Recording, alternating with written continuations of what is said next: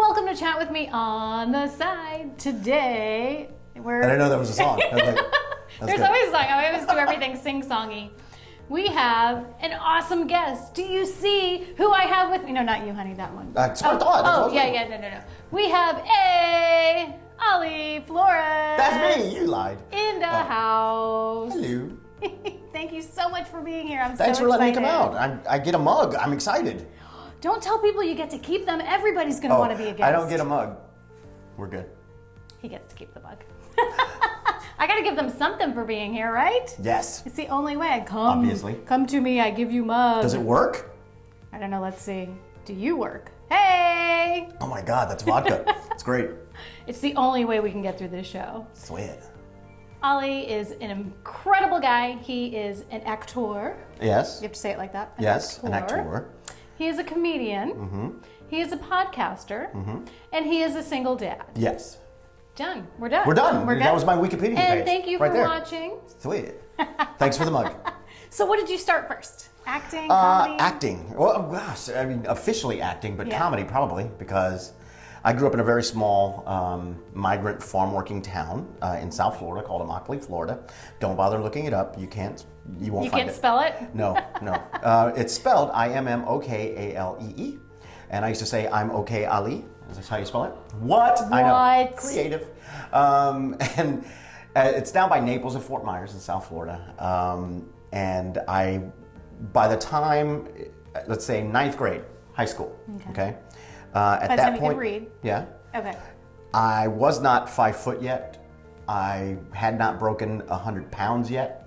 So comedy had to happen. Like, you gotta I had make to be people the laugh. funny guy. Yeah. Or they were gonna beat you up. Yeah, I had a lot of fights growing up, and then when I started realizing that if you're the funny one, people fight for you. Like, they all come in and they're like, dude, you can't mess with Ali. And I was like, yeah, wait, he said, I'm gonna be back here now. Yes. So yeah, so comedy I guess started, but what's crazy is I'm the quiet one in my family. I've got an older brother and older sister, and they are by far way more crazier than I am. I just do it for a living.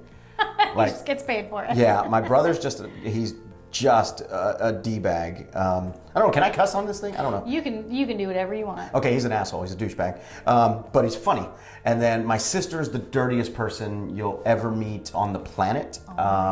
Holy cow, the stuff that comes out of her mouth. Do you get is material insane. from that? Oh yeah, tons. So, and then me. And then like I started acting in elementary school and started doing stuff in middle school, high school, and you were a never drama stopped. nerd? Yeah, Yes. I was in the My band. favorite people. Yeah, I was in the band. I was a part of every clique. Like I was a jock. I played baseball since I was little. I played football. I played basketball. I played tennis. I wrestled. Anything, any kind of sport. I love doing that. And then like I was in a band. I'm a drummer, so I played. I was a percussionist, so I was in the marching band. So you had ADHD? Yes, very much so. What was Ali. it? Oh, sorry. Honey, welcome back. Oh, cool. Commercial.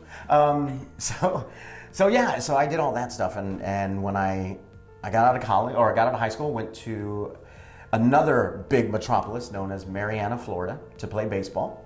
Chipola Junior College in the Panhandle of, or Like right these there are at the real. Panhandle. These are real cities, This is real schools. real thing. I'm Chipola gonna Junior trust College, on the border of Alabama, Florida, and Georgia. So they were happy to see Mexicans. Yeah, it was crazy. Like they never really met one. Like I mean, they'd see them in museums, but they never really touched one until I showed up. Can you put like the heavy Mexican accent on, like just to mess with people? I could. Yeah, you could just sit up there. Yes. But what's crazy is I never really experienced any kind of like prejudice or racism. Okay. Because my town, it's just Mexicans and black people. That's it. And there were 4 white people because they had to run the town. But I never really experienced it until I got up there. I remember going to Bell's, one of the first days, going to Bell's to shop with my roommate, who went with me, play baseball, and we're getting school clothes. We're just going to get some more clothes, and then people were following us all the way around the store. And I was like, and finally I just went, because I'm a professional smartass, I was like, we're not going to steal anything. We're going to college. We're actually going to buy this. If that, what, and then here's the best part. I started working at that store about 6 months later, and I confronted the guy that was following. His name was Robert. Robert, and he Of course it was Robert. And he had the Soul Glow Jerry curl, which was awesome. Like, I don't know if you remember, was it Coming to America? Yes, Just let your soul glow. Oh man. So he was just there like this, and I go, "Do you remember following me around the store?" He's like, "What?" I go, "You followed me around the store." "I wouldn't do that." And I go, "Oh, but you did. But you did. You followed me, and I'm the one that went, we're not going to steal anything. I'm going to college. I'm just trying to get some clothes." He goes, "Well, we get a lot of migrant workers here that steal." So I said, "So you just profile, it's all brown." And you're like, "That's it?" And he goes, "It's break time." Wow. Yeah. Did you become friends after that? Yeah. We became good friends. But he was like, "Yeah, just sorry." I was like, "All right." So I went up there to play baseball, and then I got cast in a play called The Nerd by Larry Shue. And one of his greatest accomplishments was making Elizabeth Shue hot. She's awesome. Yes. She's also in The Boys, which if you've not seen that, phenomenal. She's on that. It was so good. But I got cast in that play. And I remember going to the coach, going, "Listen, Coach Hughes." I go, "Listen, I got cast in a play.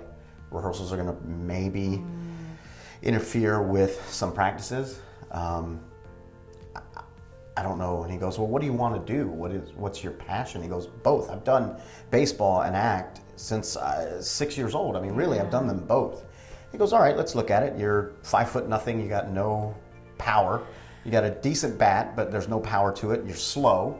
You got a decent arm. You got a great glove. You might kick around the minors. He goes, "You'll probably transfer out of here and go to a Division I team and be able to make that team, but..." Is that all you want? He's like, "Yeah." And I said, "So you're saying stick with baseball?"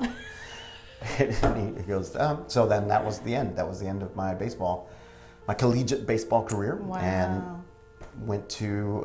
started doing theater, went to UCF, transferred to Orlando, went to UCF, and was part of the BFA program there. Nice. And then I took the last semester off. I was one semester away from getting my BFA because I was in a band and we were supposed to tour Europe. We had a producer who was doing all this stuff. We're going to tour Europe and gig, and I'm like, that's too big to pass up. I'm just going to take the semester off, tour Europe, we're going to come back. And then all the producers backed out. The money was gone. Oh, so no. Now I was out of school because I didn't register. I didn't do anything. And that's when I started working in the theme parks. Oh, okay. Yeah, I started working at Universal Studios. And that was back in Must have been 99, I guess, by the way you said that.